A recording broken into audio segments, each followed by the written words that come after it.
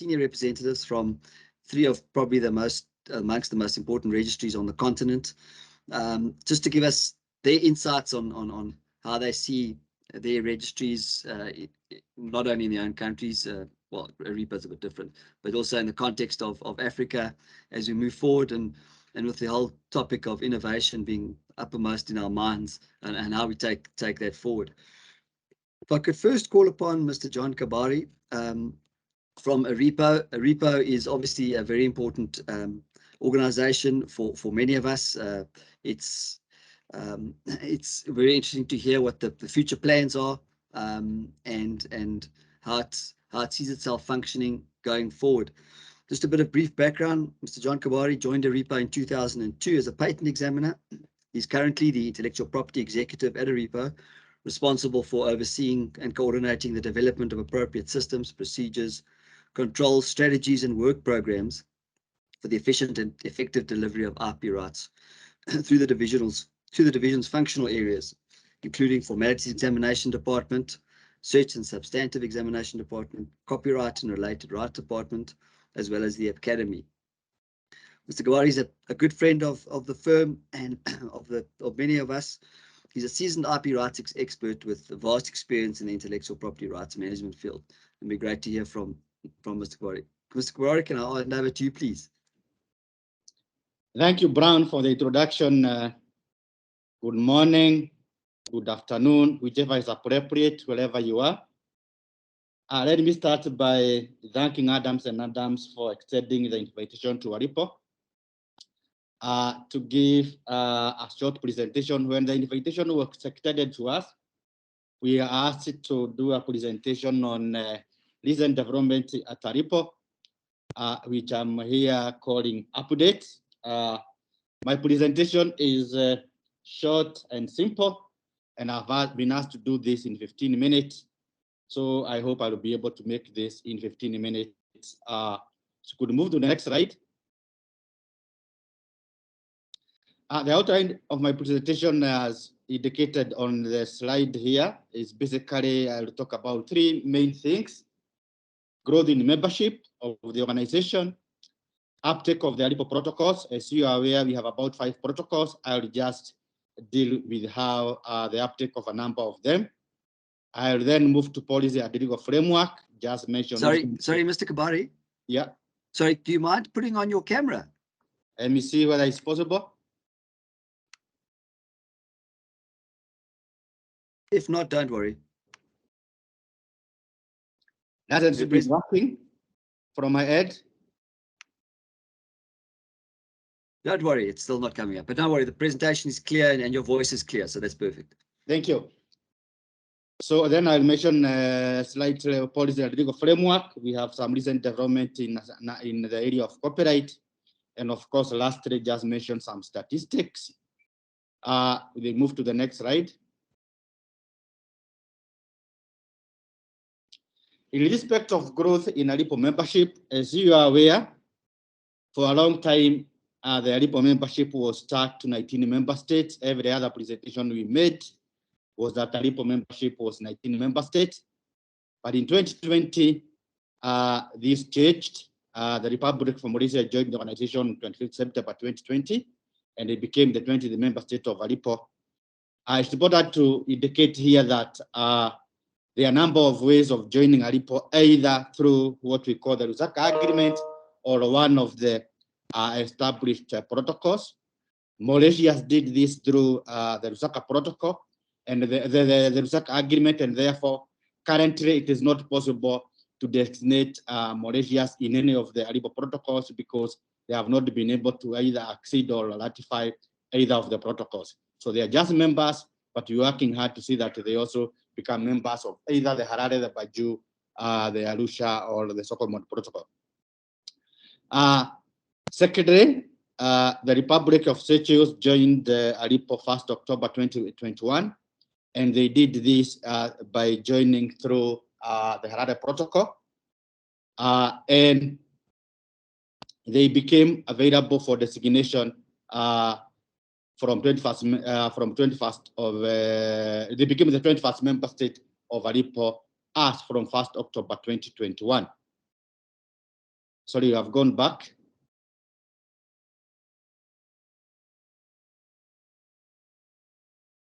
The other member state that has recently joined Aleppo is Cape Verde. Cape Verde joined Aleppo on 14th July 2022, and they became the 22nd member state of Aleppo.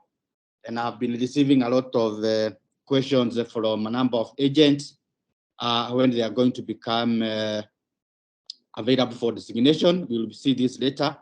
The date of a country joins Aleppo, automatically that date is when they become a member state of Aleppo. However, for availability of designation, that would be 3 months from the date they became member state. I will be able to see in respect of Cape Verde, this would be 3 months from the date of 14th July.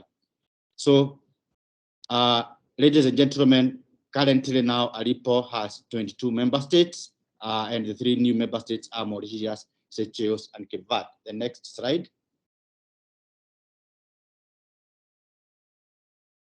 Next slide, in terms of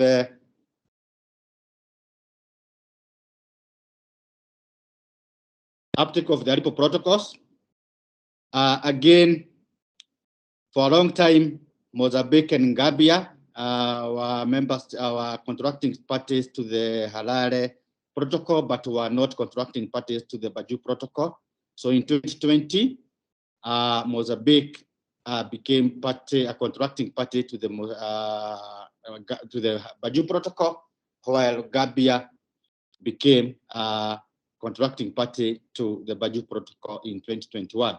So currently the Baju protocol has 12 contracting states. So out of the 22 member states of Aleppo, 12 are contracting states to the Baju protocol.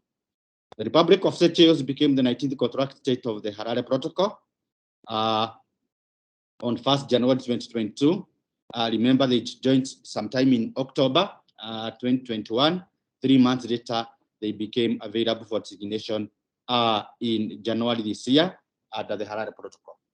Cape Verde, as I mentioned, became a member state of Aleppo 14th July this year. 3 months later, we expect, and they, by the way, Cape Verde did this in style. They signed the Lusaka agreement, also signed the Harare, the Baju, the Swakopmund, the Arusha protocol, and also signed the Kampala protocol. So they did this in style. So 3 months from the date they joined the became member of state of Aleppo, we expect them to become available for designation for under both the Baju and the Harare protocol on 14th October 2022. So in a few weeks, next month, Cape Verde will become available for designation under the Baju and the Harare protocol. Next slide.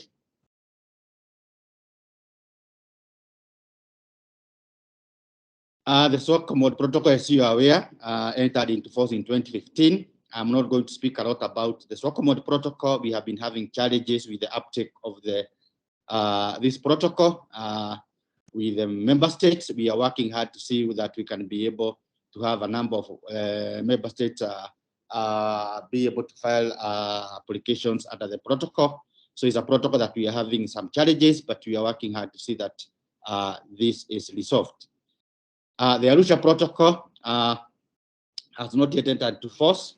It will do this once 4 member states ratify or accede to the protocol. Currently, we have Rwanda and Cape Verde who have acceded. Rwanda acceded in 2019. Cape Verde, as I mentioned, in 2022, but this will become enter into force for Cape Verde in next month. For Sao Tome, they ratified this in 2020. So we are waiting for 1 more member state, and then the Arusha protocol would enter into force. Certainly, of course, 1 year after 4 states have signed. So 1 more state, then 1 year later, the Arusha protocol would enter into force. Next slide. In respect of policy and legal framework development, as you are aware, in 2021, we held a diplomatic conference in Kampala where a protocol on voluntary registration of copyright and literary rights was adopted on 2021. This protocol was signed by 12 member states, and is supposed to enter into force 3 months after 5 states have supported the instrument of ratification. So far, it's only 12 member states have signed. No member states have deposited the instrument of ratification. We are working again hard with the member states to see that this does not face the same fate like the like the Stockholm Protocol. So you're working hard with the member states to see that very quickly that we have member states that are able to accede or ratify to this protocol. We are working on the regulations for the implementation of the Kampala Protocol. In fact, sometime next week, we have an extraordinary session of the Technical Committee on Copyright and Rights, where we are going to present the draft regulations on the Kampala Protocol. Next slide. In terms of improvement on the legal framework, we continue to hold what we call the working group on the improvement of industrial property working group, which is held every year sometime in May. This year, the working group was held between 10th and 11th May. And let me take this opportunity here to thank Adams and Adams, one, for being a very active member of the Aleppo working group for the improvement of the industrial property, basically by submitting proposals for the amendment of the protocols, particularly the Harare and the Baju protocol. Secondly, actively engaging Aleppo during the working group in discussing the proposals that they have submitted and those that have been submitted by other agents and the member states. And thirdly, following up on these proposals, one, they have been admitted, they have been approved by the Administrative Council. Adams and Adams always follow ups on the implementation of this protocol. So I take this opportunity to thank Adams and Adams for the active role they have played in making sure that our legal framework, particularly the Harare Protocol and the Baju Protocol, are improved by submitting, engaging us, and also following up on the improvements for this. So thanks a lot, Adams and Adams. In addition to that, we also hold once the work of the working group is complete, this is submitted to the technical committee on the technical committee on industrial property that looks at the proposals from the working group, and this either approves or amends, and then finally recommends for submission to the Administrative Council for their final endorsement. So again, this year, we held the technical committee on 11th and 12th August, and all the proposals that came from the working group were approved, and we are hoping to submit this to the Administrative Council sometime later this year in November for the approval of the Administrative Council. Next slide. On operations, as you are aware, we have an online service that is available 24/7. And I want to say this online service really helped us, as you are aware, 2020, 2021, during the COVID pandemic. We were able to work as usual. We didn't close the office because of we had to put some ICT infrastructure, particularly this online service, where our agents and the clients were able not only be able to file applications online, they were able to do payments and also check on the applications. I would want to mention here that 83% of all new patent of all new applications received in 2021 were filed online. But if you single out each particular domain, you notice that for patents, 96% of the applications that were filed in 2021 for patent applications were filed online. So only 4% were not filed online. And I want to say that this trend has continued this year. Indeed, as of the end of August, again, 96% of all patent applications were filed online. And I would want again here to single out Adams and Adams. They are heavy user of this online service that is provided by Aleppo, and this has completely eased our work. In terms of operations, again, I just want to indicate here that patent and mark application continue to show positive growth. I would want to mention here that when it comes to designs and utility models, for industrial designs applications, more or less, the applications are more or less stagnated at a certain number. Yes, we'll be able to see from statistics. utility models, the applications are not doing very well. There is an area where I would request Adams and Adams again, we work together to see how we can be able to improve the number of designs that we are filing. When it comes to the issue of grants and registrations, again, in terms of patent registrations and the patent grants and mark registrations, we have been seeing a growth in trade, except some slight dip that was there in 2020. Otherwise, applications and grants and registrations, we are doing quite well. We are showing positive growth. I move now to some statistics. As you can see, for patent applications, I've just chose to indicate the last 5 years, as you can see, and before even the last 5 years, patent applications growth has been, we have been having, showing a positive growth, except in 2020, during the COVID-19 pandemic, when the applications slightly dipped, but then we recovered in 2021, and this year, I would say our projections looks like we are going to surpass even what we had in 2019. Looking at the applications that we have received so far by the end of August, by the way, when I indicate there 2022, those are applications that we had received by us of the end of August.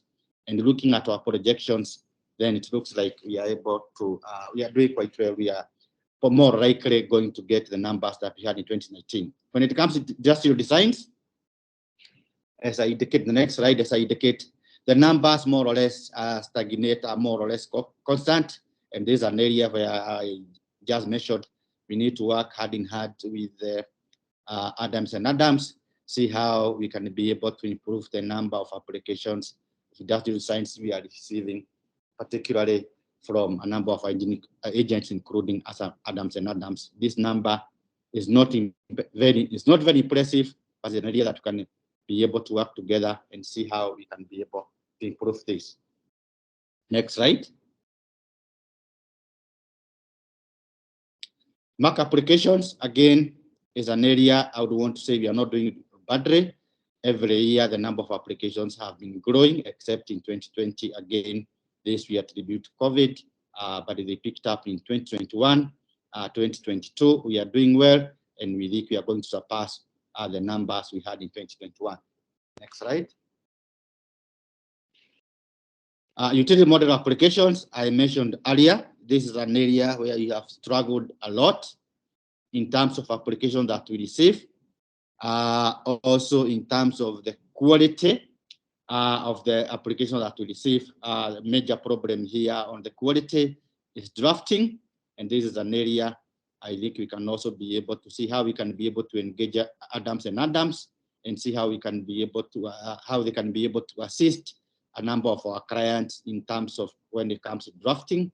So there's an area we hope to engage Adams and Adams and see how they can help us, particularly in the area of quality, because the quality of applications that we receive in utility models is very bad. They are very badly drafted. So, and many of them do not see the light of the day because of the way they are drafted. Next slide. In terms of grants, here I just chose patents, as you can be able to see from 2018 all the way 2022. We are not doing badly.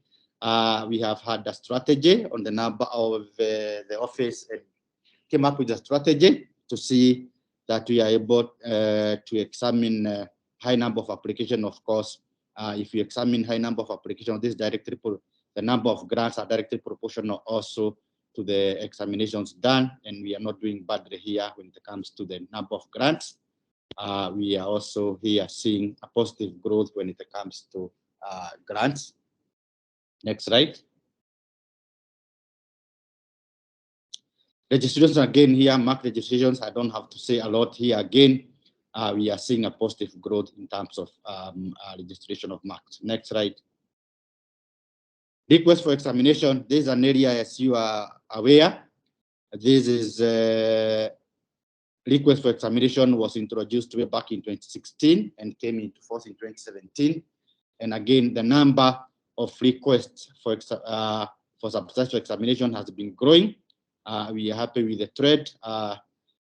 This year, we have done so far 568, and we think we will do more or less what we had done in 2019. So it looks the trade looks very positive for the request for examination. Next slide, which is my last slide on online filings. As I indicated, we have this online filing, which Adams and Adams is using very well, and the number on the online filing, particularly for patents, as I mentioned, 96% of patent applications are being filed online. When you look at applications as a whole, or applications as a whole, 83%, and this really has helped us during COVID, and also going forward is an area that we are very pleased about, and I think all the agents are also pleased about. And this would be my last slide. Brown, if there are questions, then I would be able, I would ask that if there are questions, then I can try and answer them. Thank you very much. Before I conclude, let me again take this opportunity to thank Adams and Adams. We have an excellent working relations with Adams and Adams. Brown said we are afraid of Adams and Adams. I want to reiterate that we have an excellent relation working with Adams and Adams, and I will take this opportunity to thank Nikki Garnett and the team and say, bravo, let's continue working the way you're working. And if there are questions, let me answer them. Thank you very much.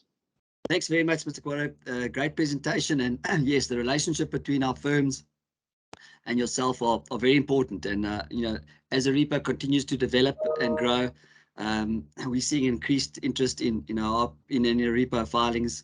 And I think it's just going to grow from strength to strength. Nikki. Thanks, Simon. Thank you, John. That was a really interesting presentation. I'm glad to see that your stats mirror what we're seeing. And yes, let's hope that our filings continue to grow and we continue to attract a lot of that market share, which is always good for us and consequently good for you too. I think just, I mean, as a comment more than as a question, I think because we've got, you know, people from all over the continent on the call, I think it's so important that we've got this kind of relationship with Arepo. And I think that kind of transparency and access to information and openness to engage with the users of the system is something that's so important. And for each of you sitting in the various countries where you operate with the registry, I mean, the example that Arepo gives us in being open with statistics, being able to discuss issues when we have problems working, you know, understanding deadlines, or if there's amendments to the legislation, or to the protocols and stuff, you know. And I think that's a great testament to you yourself, John, and to the whole team at Arepo, just being open to understand that we work together as a team to bring in more work to ourselves, obviously, but obviously, you know, it's good for Arepo, and it's good for the system, and hopefully good for the continent at the end of the day. So yes, thanks very much for fostering that good working relationship. We certainly couldn't do it without you, and we wait anxiously for news of further accessions and the implementation of all the protocols. But thanks very much. Thank you, Nikki. Thank you, Nikki. Well said. And thank you again, Mr. Kwaro, for your presentations. Great to hear from you. Right, next up is our very own Advocate Rory Voller, who's the Cabinet-appointed Commissioner of the Companies and Intellectual Property Commission of South Africa, better known by its acronym CIPC. CIPC is the Registrar and Regulator of Company and Intellectual Property legislation in South Africa. Advocate Voller was a member of the drafting team for both the New Companies Act as well as the Companies Amendment Act and the Intellectual Property Amendment Act on traditional knowledge. Advocate Voller holds a BA, LLB, and an LLM, where he specialized in commercial law from the University of KwaZulu-Natal. He was previously practiced as an attorney, but he's currently an advocate of the High Court. It'd be great to hear from Advocate Voller in terms of his vision and where he sees the situation in South Africa and at the registry, and how things he sees going forward. Advocate Voller, could I ask you to address us, please? Sure, thank you very much. Thank you. Let me adjust my mic. Can you hear me clearly? I put Thank you. Okay, great stuff. I put my camera on, but I don't seem to see it. Yeah, I can see you. Oh, you can see me. Okay. Yeah. All right. That's great. Great, All right. thanks. Sorry. My apologies. I don't have a formal presentation, but I will speak through some of the issues that we have as a country and what we're doing at the CIPC currently in terms of updating of our practice, in terms of a country update of all our IP activities. Firstly, I want to thank Adam and Adams for the invite and for the opportunity. I think it's a great network opportunity for us to discuss these issues on the continent, as well as for us to grow in terms of the registrars as well as a private sector deal with this type of work. My update will be quite extensive in the sense that we've got a lot of stuff that's happening and we're quite a busy office, but I'll try to be as brief as possible and what we do. I'll start off with patents first, some of the legislative issues that we're dealing with. I'm sure many of you know that phase 1 of the National Intellectual Property Policy, it was published all the way back in 2018, is in full swing.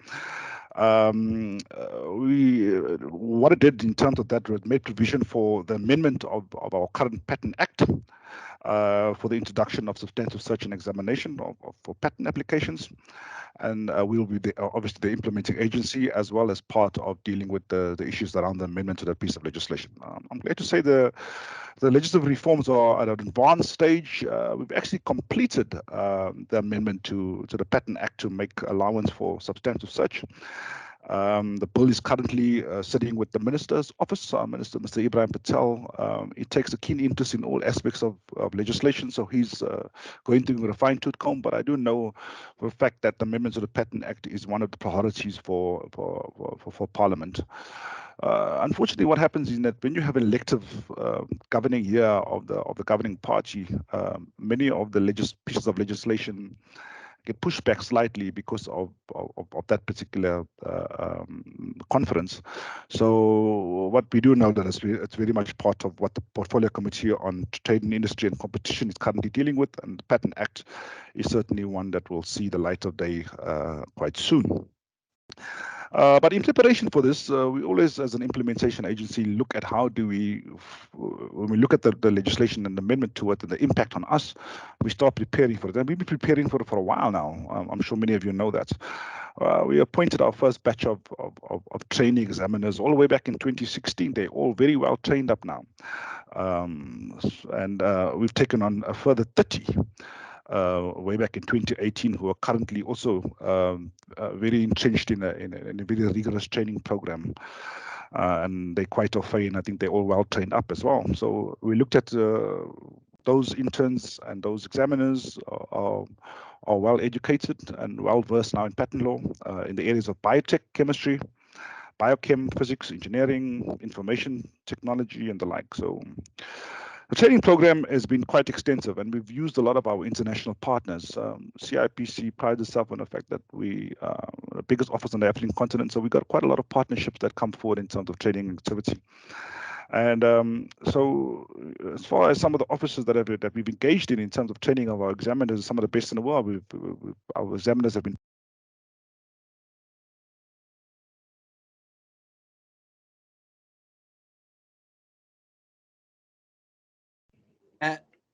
If you lost you, Roy. You've gone on to mute. Okay, sorry, my You're back. apologies. I'm back. Okay, I don't know why. I think I'm probably touching something here. Let me just move my table around. Okay, yeah, so we've got quite a lot as far as that is concerned. We've also, the patent searchers also use a lot of training from WIPO, and we're also thankful for the Institute of Intellectual Property of South Africa for the Patent Examination Board for assisting as well. We also use the advisors from university. So it's quite a gamut of experience that are being brought to the fore to train up our examiners, because we, as you all know, we are infants in this particular area. But I think the wealth of experience that we're receiving and the wealth of training has certainly kept our examiners well versed, and they are certainly are well trained. So part of our strategic focus and our goals going forward is to have at least 100 examiners. So we will continue to train. We're going to measure the volume of applications that we'll receive when we continue to do so. And we will always make sure, because the experience that we learn from other countries is that it's very hard to keep keep examiners. I'm sure some of them in the future will be joining Adams. I'm sure of that, and many of the other firms going forward. So we have to keep a steady stream of examiners coming through. It's quite an extensive and expensive task to train examiners, but it's a country prerogative that we do so. But also to say that we work very, very closely with the EPO, which is one of our major partners that we have. Actually, out of all the countries that I've mentioned, as well as the organizations that I've mentioned, I think the European Patent Office is one of the leading collaborative efforts that we have. We have something called a reinforced cooperation agreement with EPO since 2017, and we've just renewed that particular cooperation agreement. The president of EPO will be visiting myself during the course of December, and we'll continue to collaborate as far as that is concerned. So in terms of the reinforced cooperation agreement, the EPO appoints experienced examiners as coaches and mentors for our patent searchers. We train them up in that area. It develops their capacity and competency, and therefore it will ensure that we have quality work outputs in that particular area. But also, because we have all these trained examiners now, and we've marched ahead of the legislation, we have this experiential learning components, which is also being implemented. And patent search and examination is being carried out. Work products are sent to patent attorneys who review and respond to the findings. And in terms of the experiential learning, the outputs, even though not legally binding, as you know, it certainly gives our examiners first-hand experience in actual work and actual examination. So the trial period is ongoing, and the participating law firms is obviously yourselves, Adams. So we got Von Sedels, Kish, Berger, Hahn & Hahn, McCullum, Rademeyer, Berger Attorneys, ENS, and Sport and Fisher. And we thank all those law firms for engaging with us and obviously dealing with our examiners in terms of that particular program. I want to move on to the IAP, which is the Inventors Assistance Program. South Africa was the fourth country in the world to join the program all the way back then, and we are sitting on the board of that particular program. It's an innovator program administered by WIPO, as you might know. The IAP, which makes the IP system more accessible to under-resourced inventors. Whether they apply for patent protection as individuals as part of a small, micro, and medium entity, they go forward in terms of that particular program. And we've got full usage of that in our jurisdiction. And the principal goal is to bring many under-resourced inventors as possible into the local IP system. And we have had a few successful filings for patent protection. We have turned away many because they do not meet the criteria, as we all know. And we also should thank the pairing of inventors with the pro bono patent attorneys that we have on our panel. So we thank them for that. It's a great initiative, and I think it's going to grow from strength to strength based on not only the education work that we do, but also that we see the vast interest in the IP system. I was at an innovation conference just recently, and the interest shown by some probably 1,000 participants in the IP system and the usage of the IP system, as well as the Inventors Assistance Program going forward, was quite huge, and therefore we certainly encourage it and for the educating aspects and the information and knowledge sharing aspect that we have. So I'll move on to one of the big programs that we have at CIPC. It's called IP for SMEs. We work very closely with the Swiss government on this particular program, cooperation project between ourselves and the government of Switzerland. They are a very large part of the funders of the IP for SME program. It is the funding comes from the Swiss State Secretariat for Economic Affairs, and it's implemented by the Swiss office, the Swiss Intellectual Property, the Swiss Federal Institute of Intellectual Property. Is fully on board as part of that. One of the projects being implemented is the creation of the IP for SME stakeholder map to ensure that IP-related information is readily available and easily accessible for SMEs. While as part of that, we take into account the user technology skills and other aspects of what SMEs would like to have. The stakeholder map will ensure material and links to other departments or IP institutions with IP information. In terms of this particular program, we also partner with other government entities such as TIA, Technology Innovation Agency, reporting to the Minister of Science and Innovation, as well as for CEDA, which is a small enterprise development agency under the Ministry of Small Business Development. I'll move on to other aspects that we deal with. As you all know, since 2012 into 2013, we have been part of the BRICS group of heads of intellectual property officers. There's a lot of work that is undertaken within those particular work streams: Brazil, Russia, India, China, and South Africa. Actually, after this particular meeting, I'll be joining the heads of IP office meeting starting at 1 o'clock, where we will continue to discuss on items contained within the various work streams that we have. And those work streams, just to highlight, deal with issues around national IP strategy and promotion of public awareness. It deals with information services, IP patent processes and procedures. It deals with the training, obviously, of intellectual property staff and examiner exchange programs. We look at collaboration, international forums, IP strategy for SMEs, industrial designs, and trademarks. So it's quite all-encompassing. There's a lot of work that gets done throughout the year. We have dedicated teams in our offices, in all the various offices within the BRICS group that work continuously on the program. And we'll have an update on that. It's gained quite a lot of traction within the WIPO fora, in the General Assemblies. The group has actually been recognized as an individual group with joint statements been put out over the years, and we will continue to do that. The fact that we are not an examining jurisdiction, we certainly learn a lot from this particular group. But not only in that, we'll look at areas of the fantastic growth that we've seen within the Chinese context as well as the Indian context. So we learn from our partners and our peers in us providing some of that strategies within our context in order for us to grow and mature our IP system regarding that. And not only of that, but we also work very, very closely with the JPO, Japan Patent Office. Deals a lot with our training needs in various areas, and there's ongoing programs regarding that. Just to say that in terms of our numbers, for the first time ever, South Africa passed the 10,000 patent mark.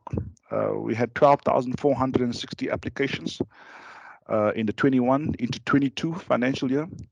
And the way things are going, I think we're probably going to see higher numbers again in 22 into 23 years. It just seems to be a little of an explosion in the invention area, and we're seeing these growing numbers. We've never we always were hovering between 9 and 10,000 mark, and then suddenly we've just grew exponentially within the last financial year.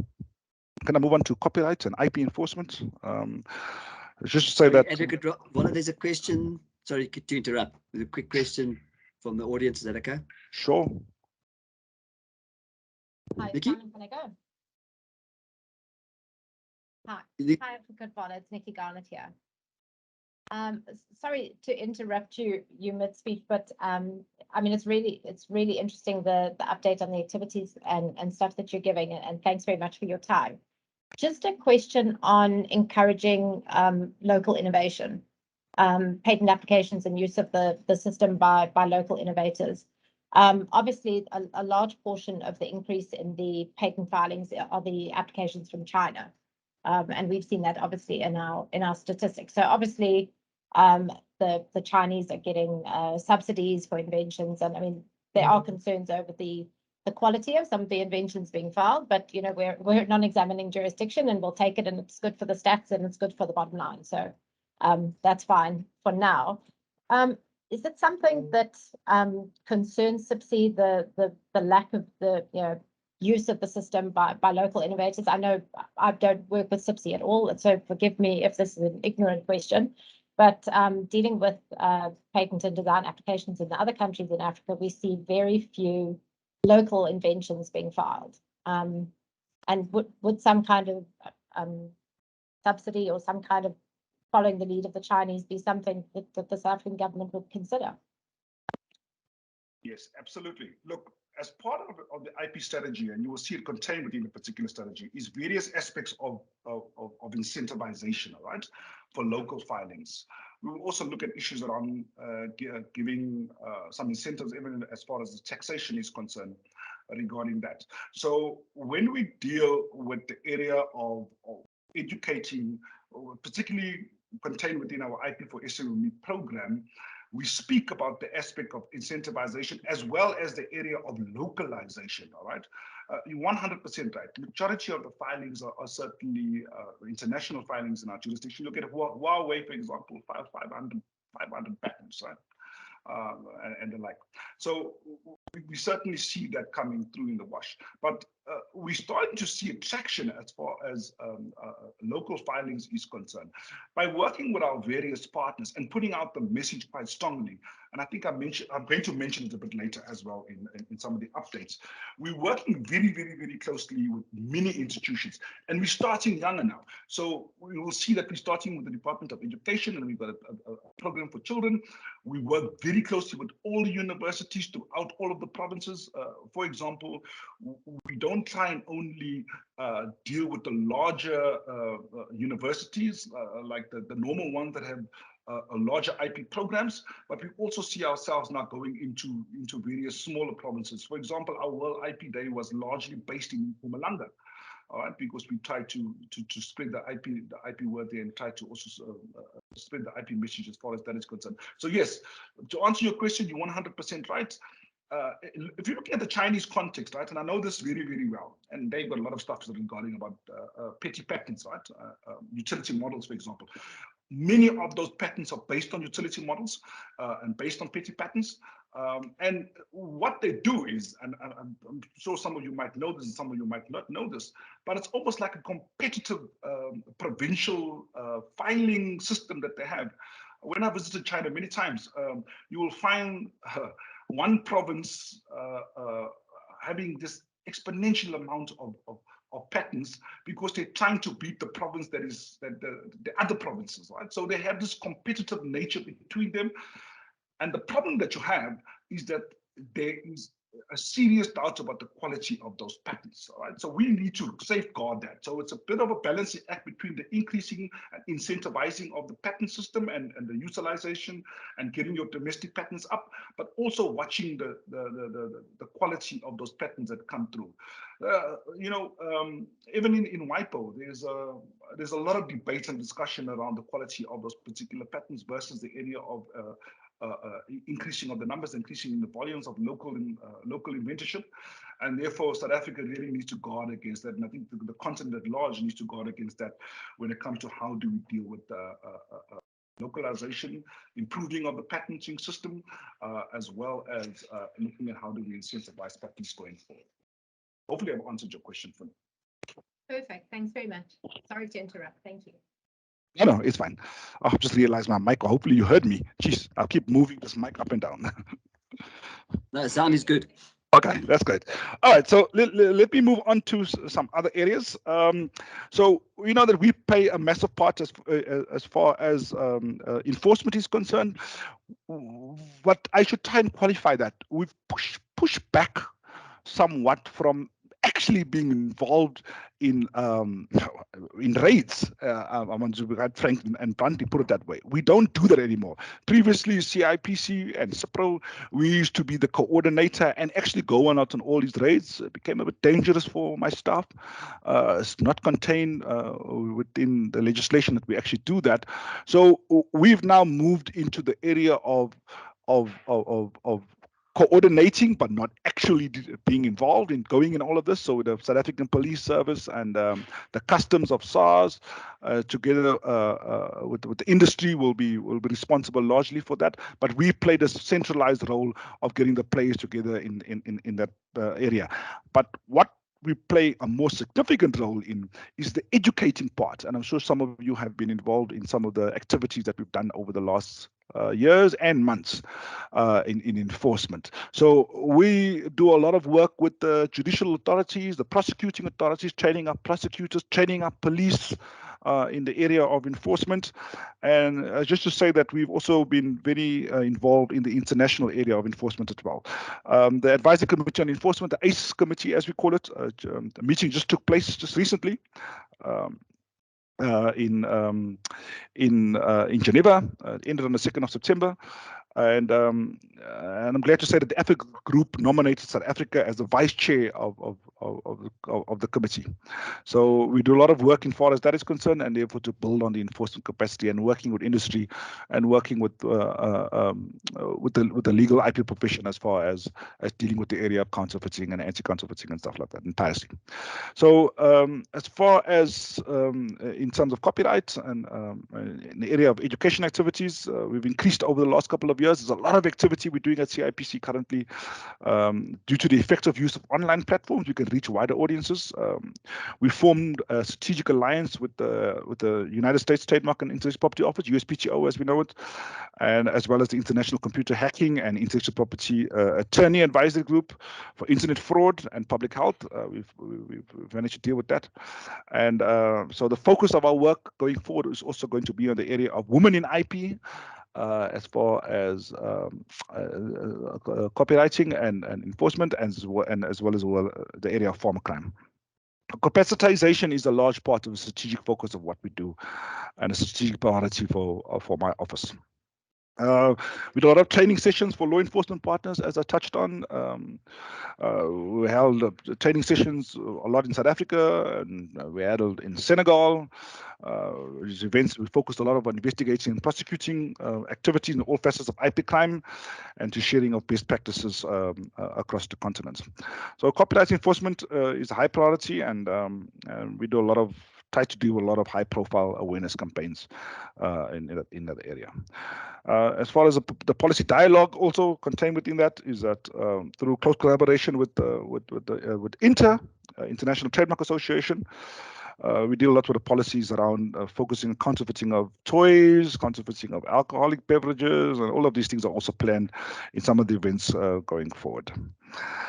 As far as the legislative reform in the copyright area is concerned, as you know, we overhauled the legislation, went back and forth, still going back and forth. We hope to see some finality in terms of that. The legislative amendments are grounded in the following objectives. I think you all know that by now because we're involved in that to respond to some of the recent technological innovations and evolutions which have taken place, and to try and plug some of the loopholes that are contained within our sectors and our legislation. We also looked at how we join the various copyright treaties like Marrakesh and Beijing. That formed a big focus of what the legislation intended to do. We also had to introduce various regulatory measures when it came to the issue of collective management of rights, collection societies as we know them. As you know, that we'll be the full regulator of that. We've done a lot of work in this area as far as distribution is concerned. Just in the last 2 months, I've approved the distribution plan for one of the collection societies. A lot of political politicization of this particular area because of the area dealing with the artists and the royalties to them. So we audit the distributions, and we play quite a significant role in terms of how do we educate artists in the area of dealing with the collection societies, as well as how do we ensure that the collection societies are administered and regulated correctly. Also, what is contained within legislation is the area around orphan works and resale rights. We also establishment of a copyright tribunal will be part of that, and the big and contentious issue, which saw the piece of legislation being sent back from the president's desk, was the area of fair use. Hopefully, we've tackled all of that in the next round. Parliament has gone through it, and I think it's on its way to the president once again. As part of our education and awareness activities, we do a lot of it. So the following institutions form part of the core of our education and awareness partnerships. So as I said, institutions of higher learning, and we take it all the way down to schools now. I think that's quite a good innovation when it comes to how low down do we, if I can put it that way, that we take the IP system. We've seen it work in various developed nations, and therefore we, together with the Department of Education and some of the curricular activities that we've seen coming through, and us trying to influence policy in this area, we're taking all the way down to schools. So even when we have World IP Day, we make sure that we invite schools and teachers to come forward to make them aware. As you all know, IP is a very unique niche. It's very not well understood, especially in developmental states, and therefore we need to obviously increase our activity in that area. So we've done a lot of work in the film and music sector. We work together with NIPMO, National Intellectual Property Management Office, is one of our close partners. Work closely with CEDA, Small Enterprise Development Agency, Swiss offices, municipalities, collection societies, as I said, the innovation sector. And we will continue to work closely with WIPO. Our summer school that we run every year is very well received. It's taken to be one of the best run summer schools internationally. Globally, it is recognized as one.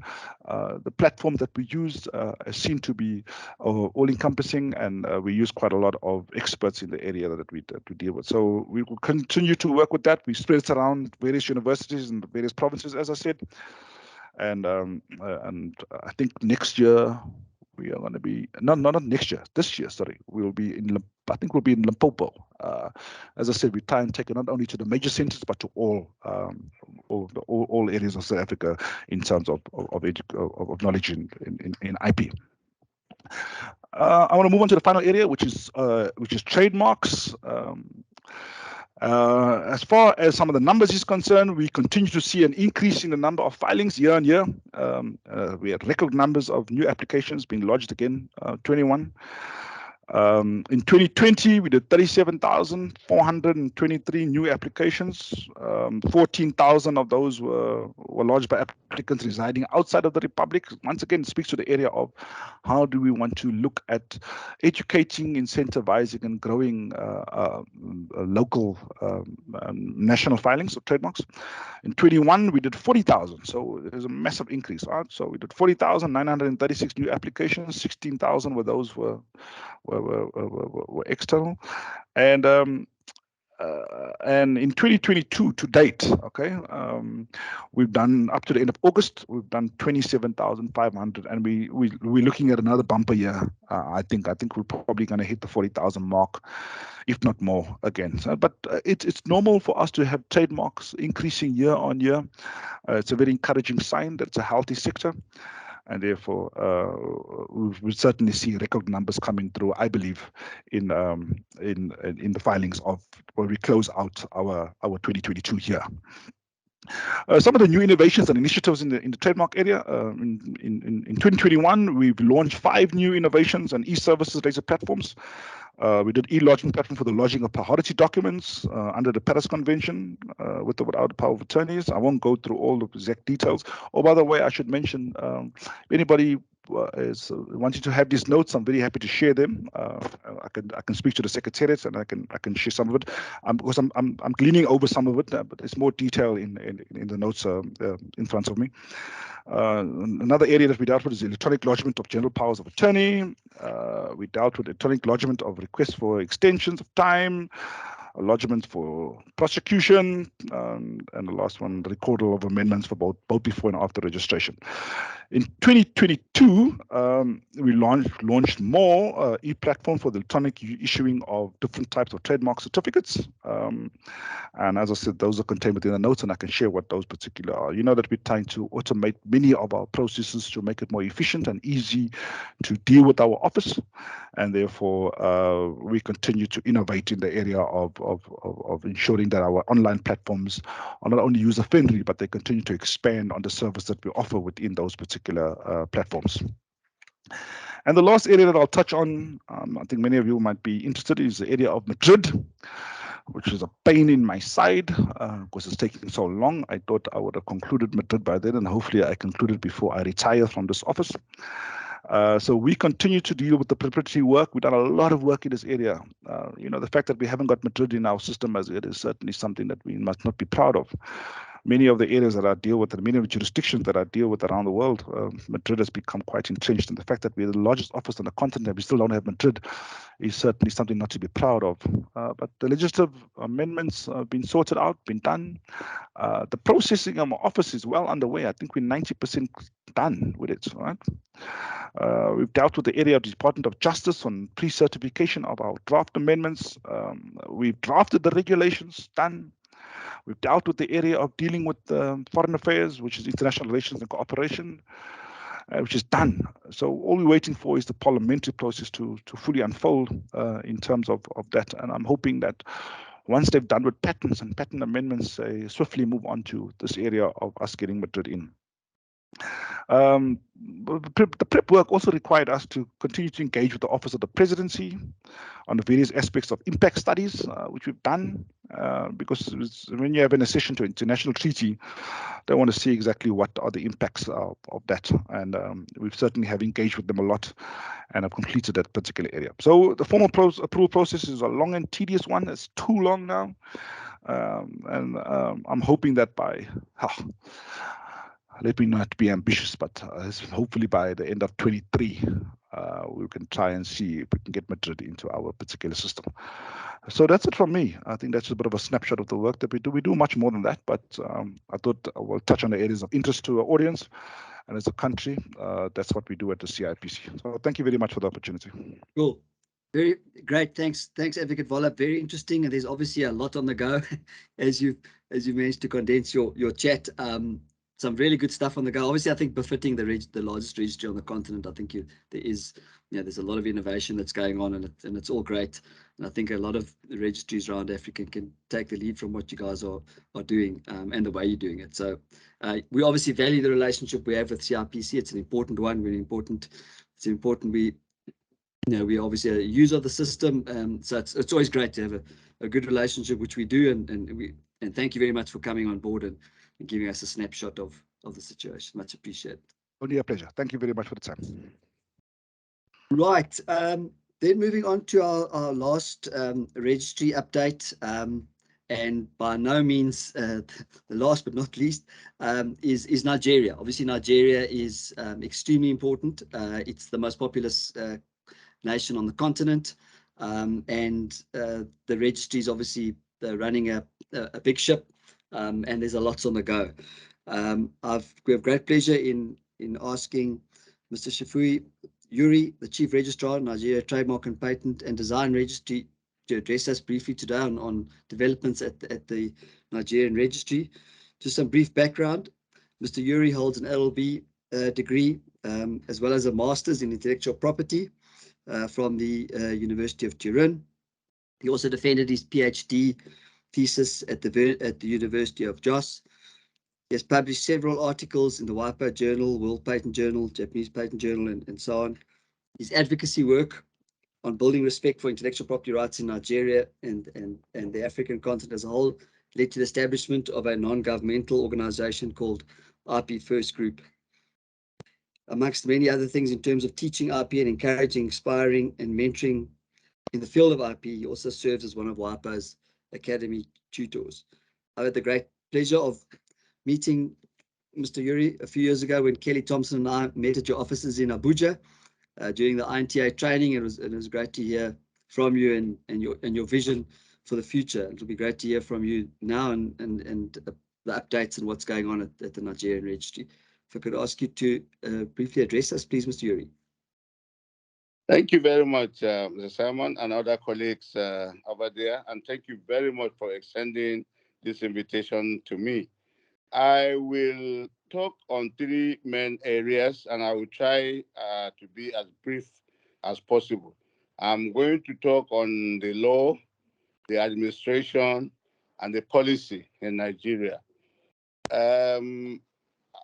As you all know, the present law that the country operates is the Trademarks Act of 1965. Efforts are currently in place to ensure that the law is reviewed and updated, particularly in the light of the Africa Continental Free Trade Area Agreement and the Intellectual Property Protocol that is about to be concluded in the next few days. Nigeria is an active member in that process. Although Nigeria is not a member of ARIPO, it has always sat as an observer in the ARIPO. And sorry, Mr. Yuri. Yes. Are you able to put your camera on? It was on earlier. Okay. Then it went off. Yes. Is my camera on now? Yes. Great. Thank you. Yes. I was mentioning that due to the ongoing negotiation under the Africa Continental Free Trade Area, the Africa is establishing a new protocol on IPR, and Nigeria is an active member in that process. I earlier also mentioned that Nigeria is not an Aleppo and has an observer status there. And you may recall that the idea of establishing the African Regional Organization actually started with the Lagos Plan of Action, when Nigeria, with other Africa member countries, decided to establish the regional organization. However, in those military days, something gave in, and the headquarters of the organization moved to Eastern Africa before it's coming to its present position in Zimbabwe. However, the Africa Continental Free Trade Area is giving us another chance under the protocol. There is going to be an IP office within the Act for Secretariat in Ghana, and also there is discussions ongoing on a regional intellectual property organization. Now, with all this development, certainly the Trademarks Act will undergo a review in order to meet with Nigeria's commitment under that arrangement. And this will also bring the issue of other legislations, particularly treaties to which Nigeria is a party to, which has not yet been domesticated. And the effort is now ongoing, and we have started as a committee to look at all those areas in order to update and bring the law into conformity with our current status. On administration, since coming into office in 2018 as the registrar, we met a lot of backlogs running into hundreds of thousands of them. And it was so much that the Honorable Minister of Trade directed that something must be done differently in order to address those challenges. The backlogs are in the area of search, in the area of examination, in publication of journals, and issuance of certificates and recorders.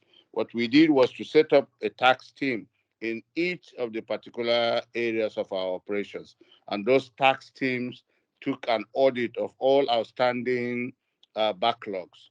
And with that complete audit, we submitted a memo which was approved by the management of the ministry in order to clear the backlogs in all the areas that we have identified.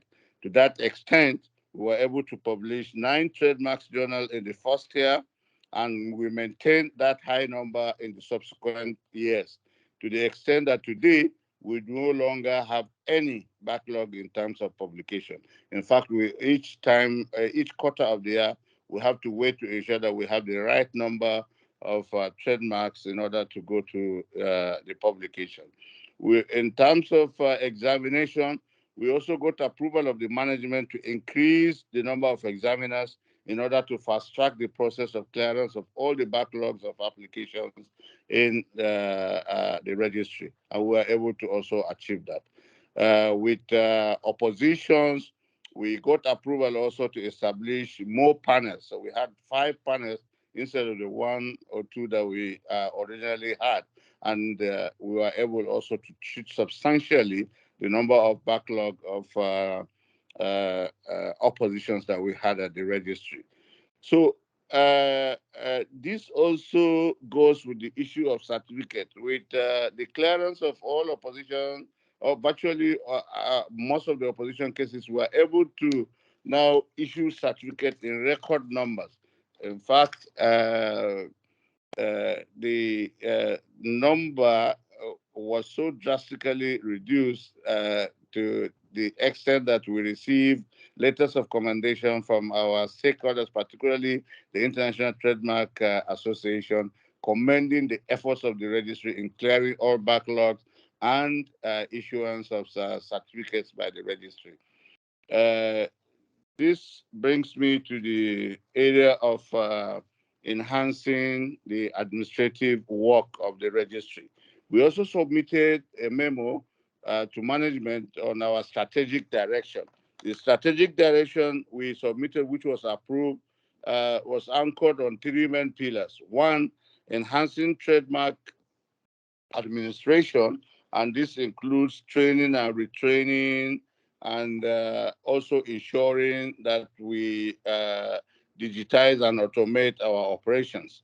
We also have the second pillar on opposition procedures and improving our processes and clearance of opposition cases that have been pending before the registry. And the third pillar was on establishing collaboration with ministries, departments, and agencies of government that deals with trademark matters in order to engage and also to foster greater collaboration in addressing all matters that have cross-cutting nature on the administration of trademarks in Nigeria.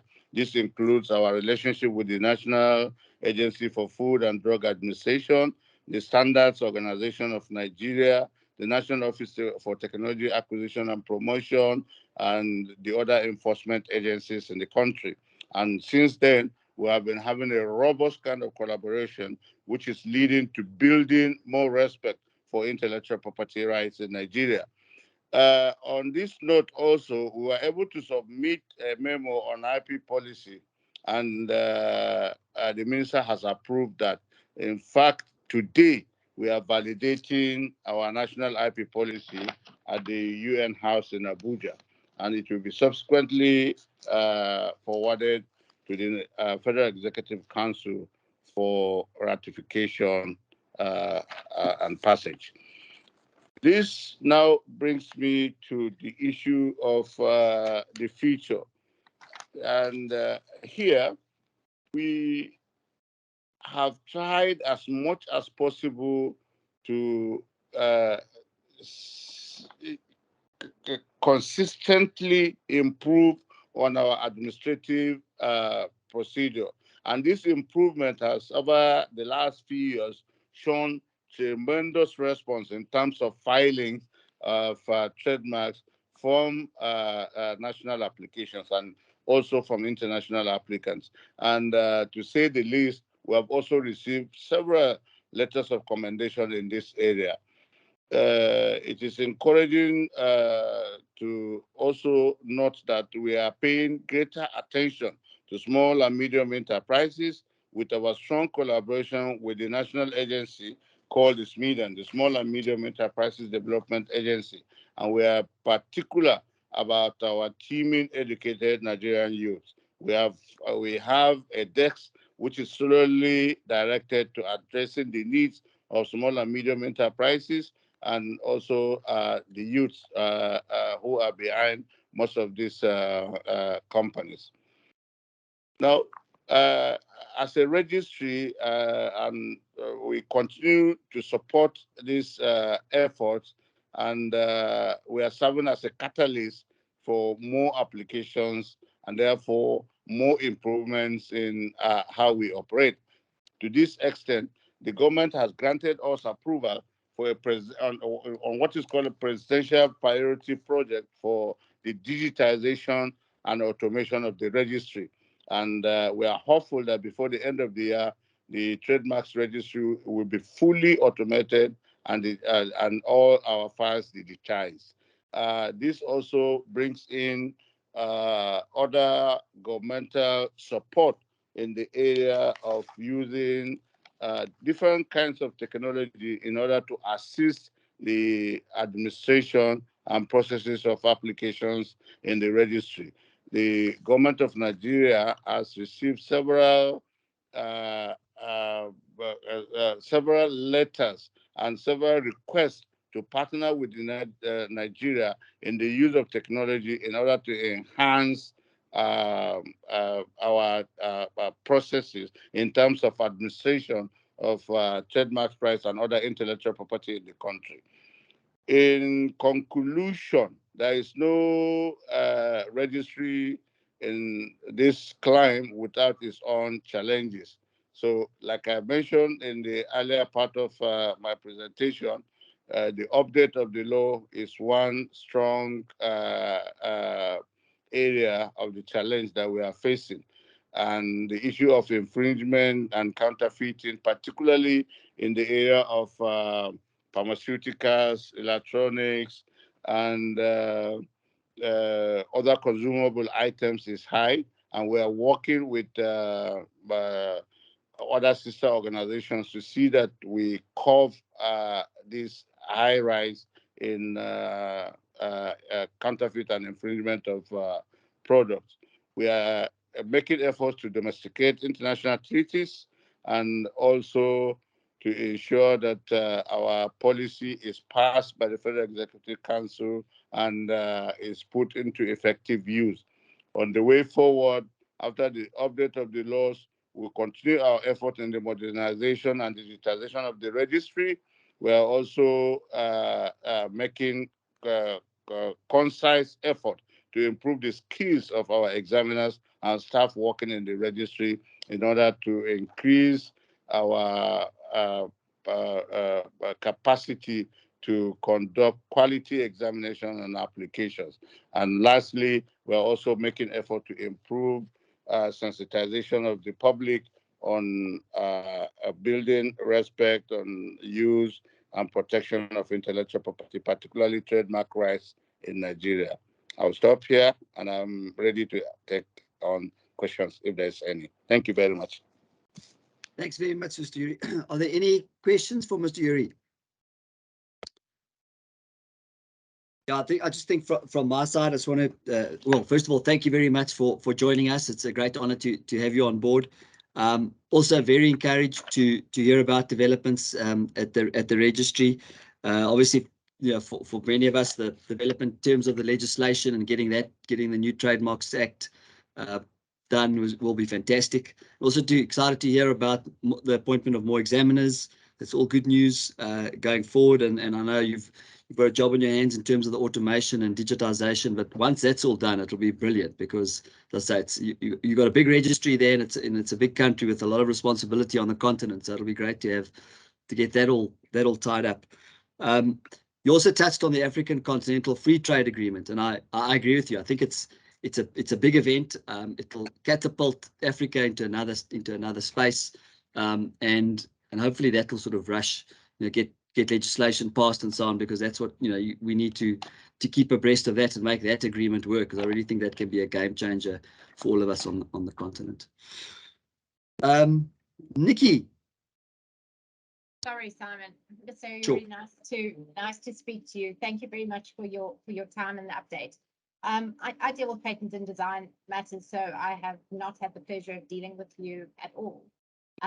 Just something, if I could just ask, because it is my pet project, statistics, Mr. Yauri. We struggle a lot getting statistics out of Nigeria, patent design, trademark filing numbers, applicants, stuff like that.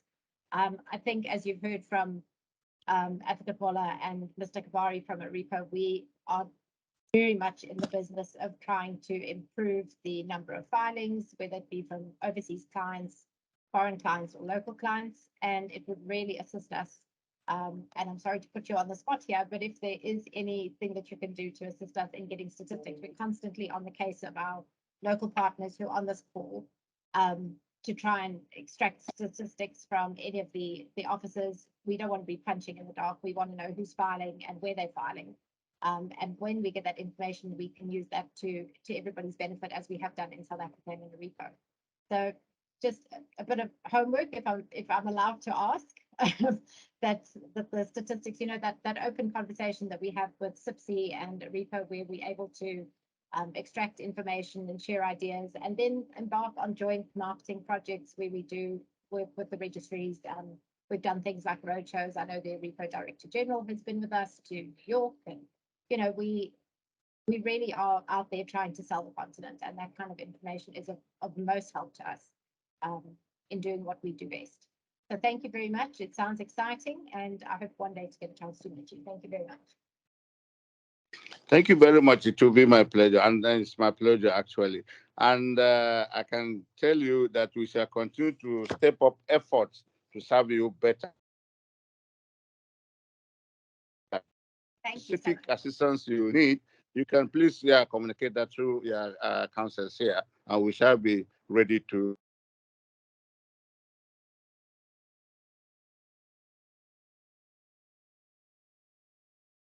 Thank you, Mr. Yuri. I think we seem to have lost you. Is everyone else having the same problem? Yes, it seems to be a problem on his side. Yeah, Simon, I also lost him. Okay. Well, yeah, I think, Mr. Yuri, we had concluded, and yes, it's good to hear in respect of the stats, as Nikki mentioned. It's really important information for us, and it's something we engage with all the registries across the continent to try and get the information. It makes a big difference, able to plan things.